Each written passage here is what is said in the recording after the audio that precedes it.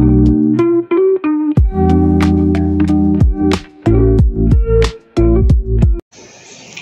Guys, welcome to my YouTube channel. So আজকে আমি আপনাদের দেখাতে চলেছি ওয়েস্ট ম্যাটেরিয়াল দিয়ে একটি পেন্সিল কেস বানানো। সো এটা আমি বানাতে চলেছি একটি ওয়েস্ট কার্ডবোর্ড ম্যাটেরিয়াল উইথ যে কোনো একটা বক্স আপনারা নিয়ে নিতে পারেন। তো চলুন আমরা এখন শুরু করব। একটি কার্ডবোর্ড নিয়ে নিব। ফার্স্টে আমরা কার্ডবোর্ডে নেওয়ার পর এখন আমরা সেখানে একটা ক্লাউড এঁকে নিয়েছি।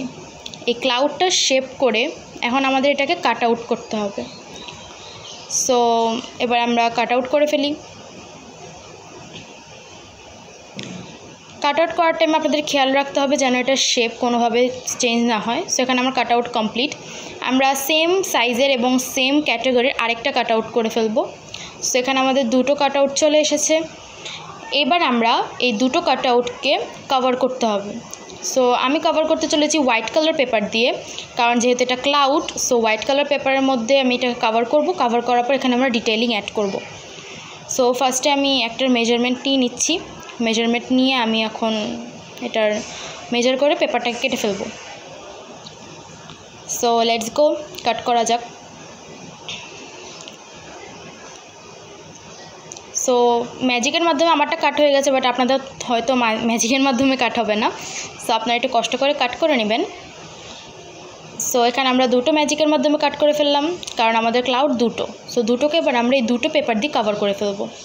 সো আমি নিয়েছি এখানে গ্লু নিয়ে আমি এখন এটাকে সুন্দর মতন কভার করে দিব।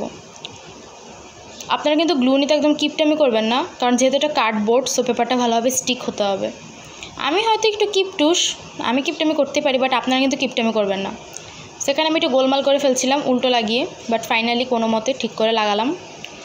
সো এখানে আমাদের একটা কভার হয়ে গেছে। সেমভাবে আরেকটাও করে ফেলবো কভার।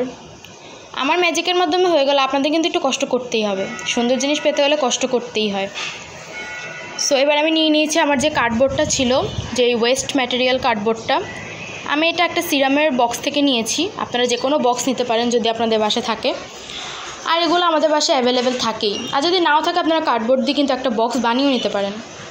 সো এবার আমি এটাকে ক্লাউডের শেপ করে কাট করে নেব। সো চলুন কাট করে ফেলা যাক। কাট করা শেষ। এবার আমি মেঘের মাপটা, ক্লাউডের মাপটা নিয়ে নিব ওটাকে অ্যাটাচ করার জন্য।